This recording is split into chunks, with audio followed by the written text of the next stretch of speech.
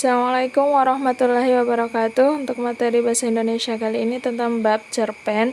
Ini Ibu menjelaskan kembali apa yang Ibu jelaskan materi sebelumnya. Ini secara lebih detail sayang ya. Oke, yang pertama ini tentang unsur intrinsik cerpen.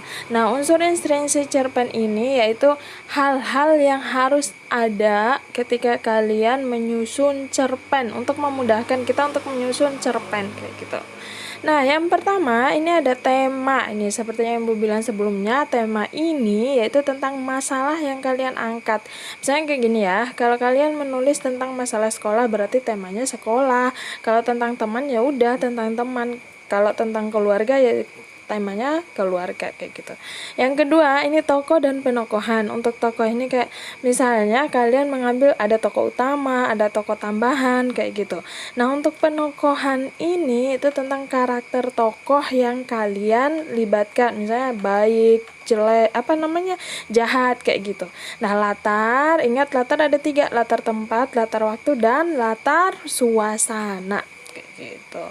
Nah, nomor 4 ada alur atau plot. Nah, alur atau plot ini seperti yang Ibu jelaskan sebelumnya, kan ada awal cerita, mulainya konflik, terus puncak konflik, lalu ada penyelesaian masalah. Nah, hal-hal seperti itu namanya alur atau plot. Nah, nomor 5 ada namanya sudut pandang. Nah, sudut pandang ini misalnya gini ya, kalian melibatkan diri dalam sebuah cerita. Nah, ada kata saya. Nah, saya sebagai tokoh utama. Nah, kalau misalnya kalian tidak terlibat dalam cerita, kalian langsung menyebutkan nama tokoh utamanya. Misalnya namanya itu kayak Tina kayak gitu, atau kayak Aisyah kayak gitu. Berarti itu namanya sudut pandang orang ketiga kayak gitu. Nah, yang keenam ada yang namanya amanat. Amanat ini berarti pesan yang ingin kalian sampaikan melalui cerita kalian.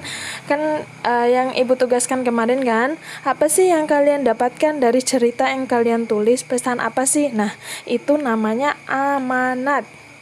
Nah, yang terakhir ada namanya gaya bahasa. Nah, gaya bahasa ini ada banyak sekali. Nah, di antaranya yang sering digunakan adalah gaya bahasa metafora.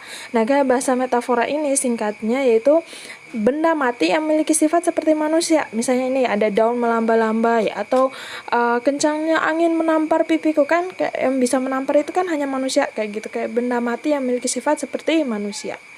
Nah, pembahasan kedua ini tentang ciri-ciri cerpen. Ciri-ciri cerpen yang digunakan pada umumnya kayak gitu, yang sering dikenal.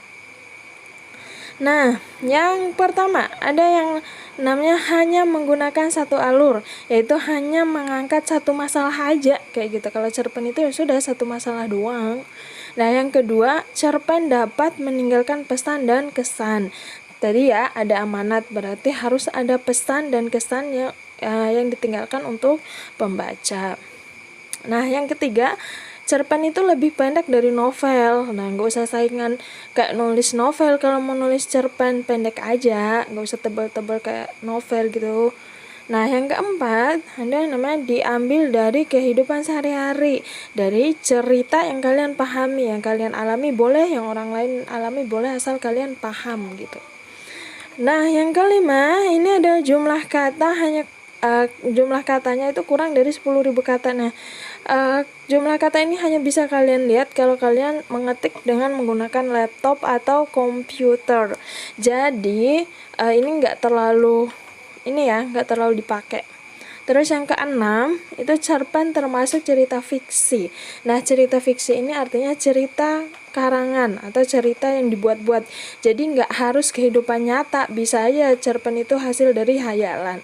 Nah, yang terakhir menggunakan kata-kata yang mudah dipahami, menggunakan bahasa-bahasa sehari-hari kayak gitu.